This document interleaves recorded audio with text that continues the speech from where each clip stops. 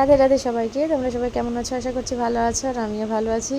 আর এটা হচ্ছে মোহনাজ ব্লগের নতুন একটা ভিডিও, যেটাতে তোমাদের অনেক অনেক স্বাগত।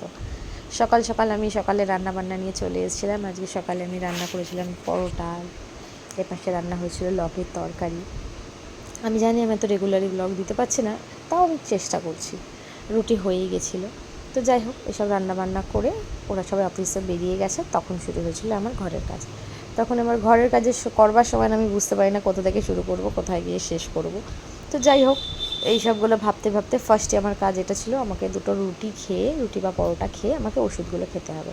আমাকে ডক্টরে এক গাদা ওষুধপত্র দিয়েছে, আমি সেই ওষুধগুলো নিয়ে বসেছি। তো যাই হোক, আমার পরোটা খাওয়া হয়ে গিয়েছিল।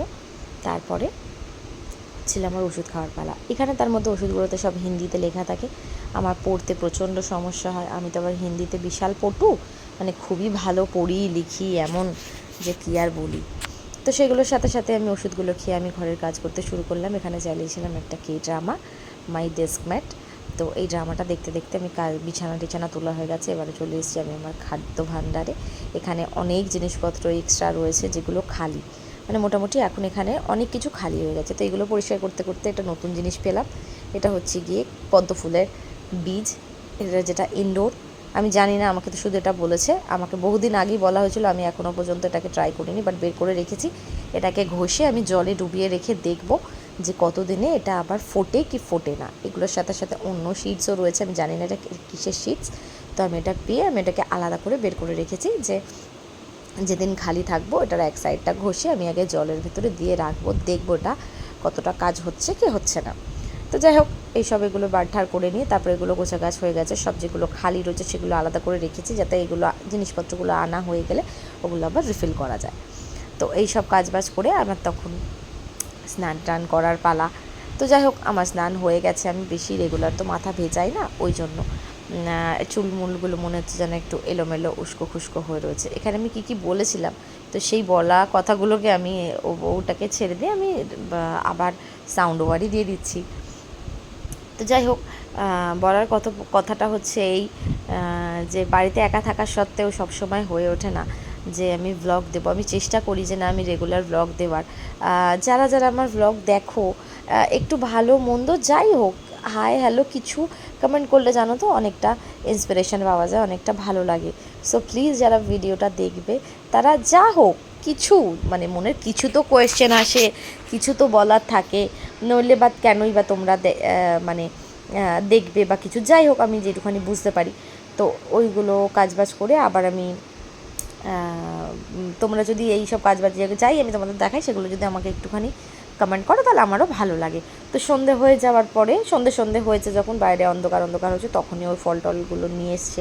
আমার শরীরটা ভালো নয় বলে আমার আবার ব্লাডের কম হয়েছে শরীরে, মানে হিমোগ্লোবিনটা খুব কম, ব্লাডের ইউনিট বহুত কম, সেই জন্য এইসব ফল টলগুলো ও নিয়ে এসছে। তারপরে নিয়ে এসে আসার পরে আমাকে বললো এক জায়গায় যেতে হবে। না কোথায়, চলো আশুদের বাড়িতে যেতে হবে। আশু একটা ভাইয়া, ওর পিস্তত ভাই, তো তার ছেলের জন্মদিন ছিল, সন্ধেবেলাটুকুতে যাওয়ার জন্য।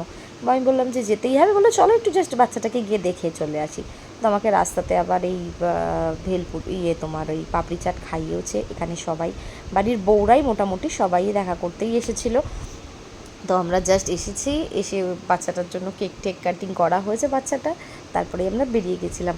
কারণ আজকে হচ্ছে গিয়ে আমাদের বাড়ির যে সবথেকে বড় সদস্যা, সে তার আসার কথা ছিল, ওই জন্য আমরা ওখানে আর বেশি সময়টা দিইনি বলতে গেলে, মানে জাস্ট এই কেক কাটিংটুকু আমরা ছিলাম, তারপরেই আমরা কিন্তু ওখান থেকে বেরিয়ে চলে এসেছিলাম আমাদের বাড়িতে। এই হচ্ছে আশু ভাইয়ার ওয়াইফ, যিনি টিপ পড়ালেন, আর ওইটা হচ্ছে আশু ভাইয়ার ছেলে। এ কিন্তু আবার মোস্ট প্রবাবলি ফ্লিপকার্ট ইয়া অ্যামাজন কিছুতে যে বাচ্চাদের জামা কাপড়গুলো হয় সেগুলোর কিন্তু এই মডেল। আমি জানি না কারা কি দেখেছো। তো যাই হোক, এ কিন্তু ওই বাচ্চাদের জামা কাপড়ের পোজ দেয় ওখানের জন্য। দিল্লিতে এর আবার ট্রেনিং হয়।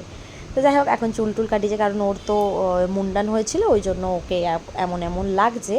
কিন্তু প্রচণ্ড চঞ্চল বাচ্চা, কারোর কাছে যেতে চায় না, কোনো কথা শোনে না।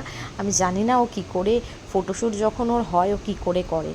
যাই হোক, এখানে এই ছোটোখাটো একটা পার্টি অ্যাটেন্ড করে তারপর আমি বাড়ি চলে এসেছিলাম। বাড়িতে চলে এসে চিনির অপেক্ষা করছিলাম, কারণ রান্নাবান্না ছিল বাড়িতে, সবাইকার খাওয়া দাওয়ার ব্যবস্থাও করার ছিল। তো যাই হোক, আমি আবার রান্নাবান্না আমি সেদিন এখানে আলু পটলের তরকারি আর রুটি রান্না করেছিলাম তাড়াহুড়ো করে এখানে, কারণ বৌদি টৌদি আসার ছিল সেইগুলোর জন্য। তো যাই হোক, রান্নাবান্না আমার কমপ্লিট হয়ে গেছে। এখানে আমাদের বাড়ির সবথেকে বড় অতিথি এসেও পড়েছে, তাকে নিয়ে আমরা একটু খেলাধুলা করছিলাম, গল্প করছিলাম। তোমাদের ভিডিওটা যদি ভালো লাগে like share comment and subscribe করবে, পাশে থাকা বেল আইকনটাকে প্রেস করে দেবে, যেন যে কোনো ভিডিও আমি যদি যখন পোস্ট করবো তোমাদের কাছে যেন নোটিফিকেশান চলে যায়, ঠিক আছে? আর সবাই খুব ভালো থাকবে, সবাইকে খুব ভালো লাগবে। আরও একবার রিপিট করছি, যারা আমার ভিডিওটা দেখবে তারা একটা করে হাই হ্যালো কিছু যা হোক, কোনো কোয়েশ্চেন কোনো কিছু তোমরা করতে পারো, আমি কিন্তু তার রিপ্লাই তোমাদেরকে দেব, তার অ্যান্সার আমি দেব।